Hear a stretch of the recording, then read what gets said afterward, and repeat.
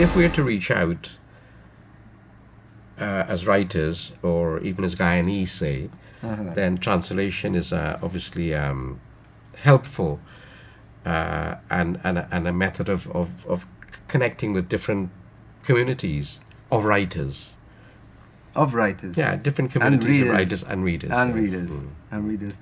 And the critic, or the people who appreciate your writing enough to put together 6 volumes on your work. Yes. 6 volumes. 6 volumes. And you sit down here quietly. Tell us about this. Look, there's another one here. Look. The most recent. Like Diamonds from Dirt. Right.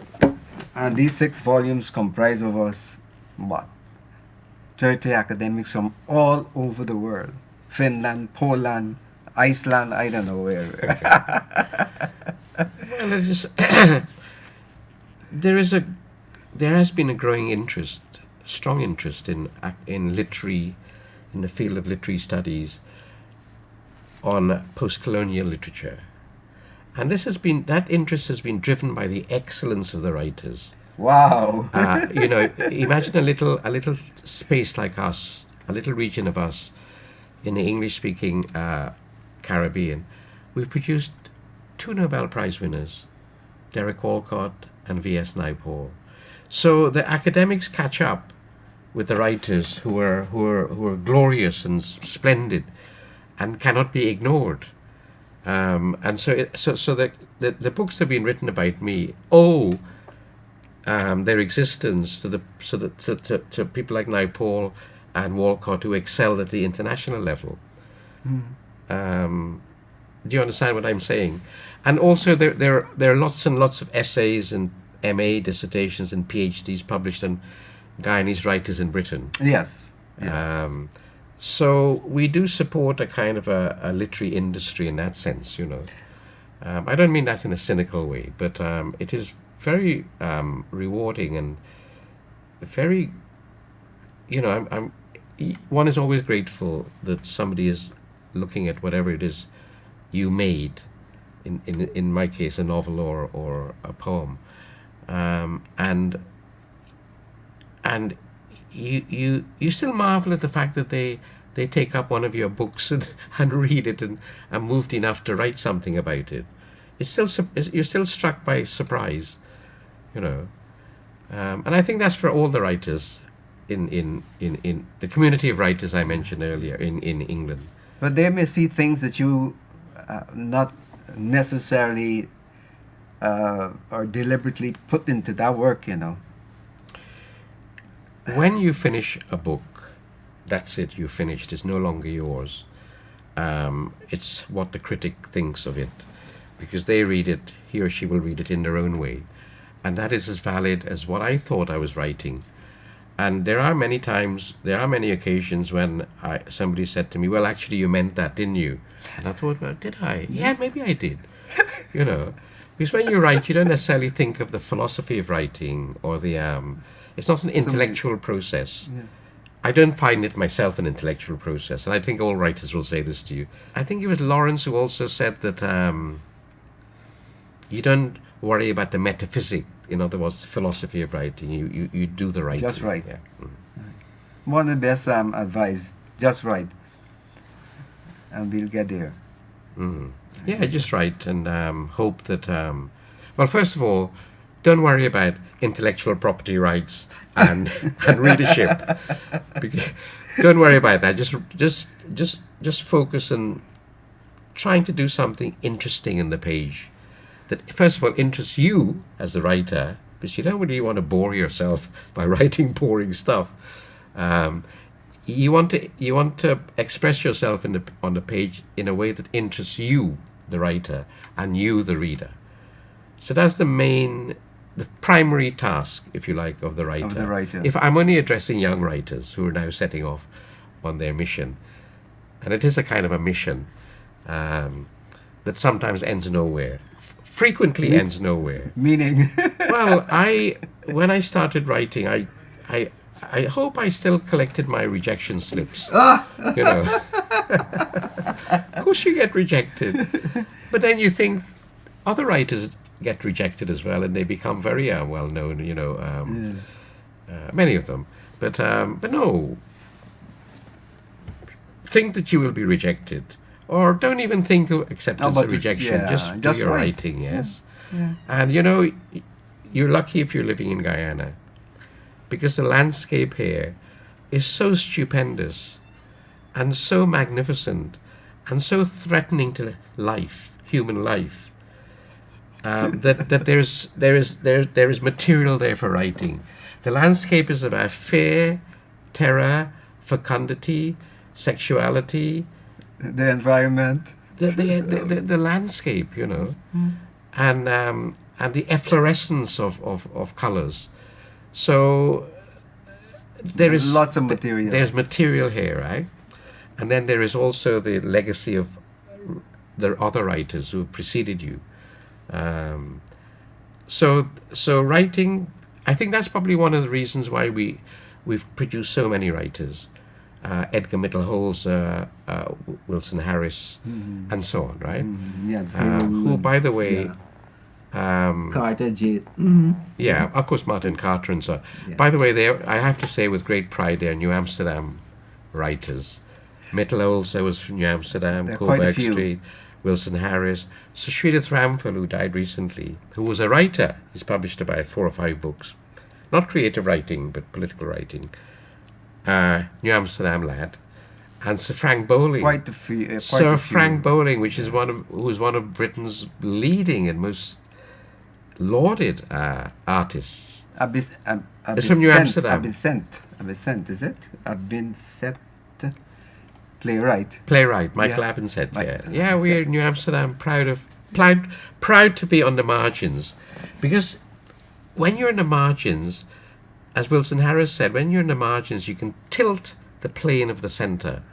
I mean, and he would hold up a book and he said, when you're in the margins, you have weight. You know, you can topple the book, you can be radical, you can be revolutionary. When you're in the center, it's a certain kind of gravity that pins you to the center. So, as Harris says, when you're in the margins, you can topple the plane of the center. Do you see? So, in other words, in literary terms, you could be writing something quite radical and quite innovative. Denise, The Careys. his daughter. No. Denise Harris, yes. Used that same analogy. Oh, she did. Yeah. Yeah, well, She we learned talked that. about yeah. We learned that from Wilson Harris, Yeah. our She great, talked about our tilting. genius. She said, you must tilt the situation and you'll see differently. Yeah. Right? Michael also said that, Michael Mitchell. Michael Mitchell, Yeah. yeah. I mean, I called them together on an interview Yeah, on Harris. that's wonderful. Yeah, That's really wonderful. rich. Yeah. Rich. Yeah. I had, I got a personal view of Harris and an academic view. Yes. It's a beautiful Yeah. program. Yeah, Harris, obviously very challenging in terms of reading. But But when rich. when you reach a certain point in Harris, after say 5 pages or maybe 15 pages, and an image comes up that lights up. So there's a kind of incandescence, something happens in your mind that never leaves you. There's a sudden illumination through an image written by Harris that you don't necessarily make sense of the rest of it. You just stay with the beauty of that moment.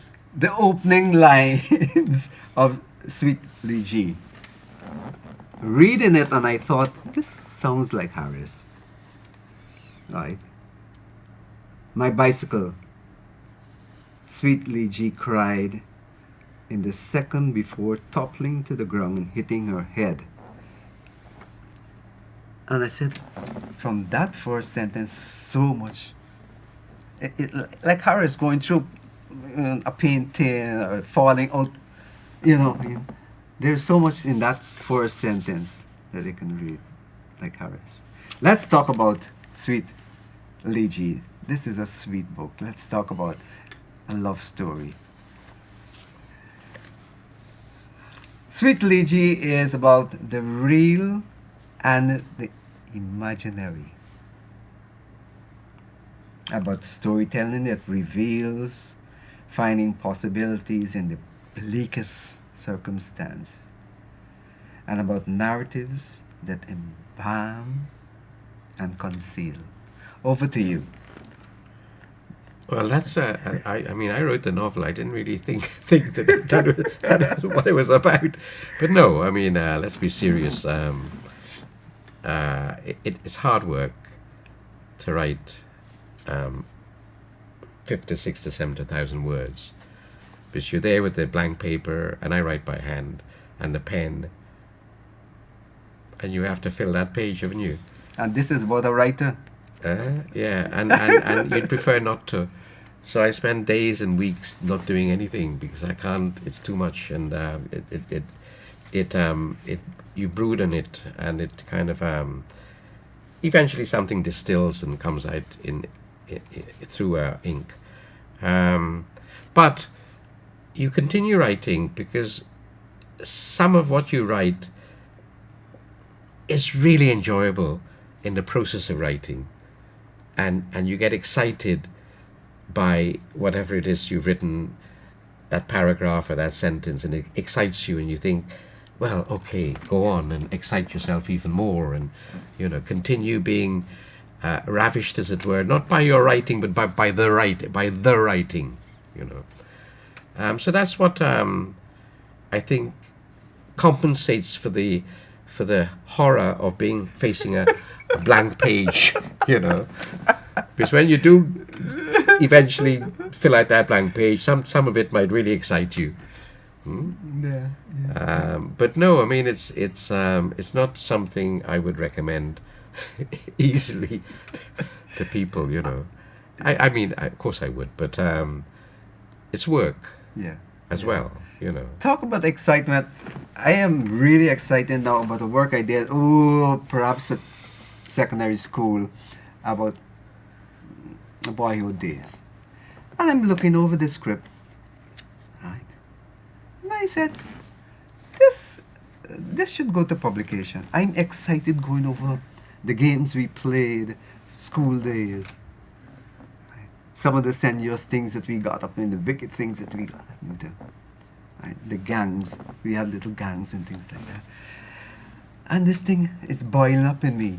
And I'm excited, I'm looking over the work, put aside some time and start, look at this work again.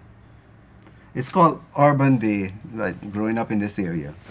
Yeah, well, it's lovely when you look back on what you've written, and you're still surprised by joy, by what it is that you experienced and what it is that you wrote. Yeah. I mean, it's lovely to have that surprise, isn't it?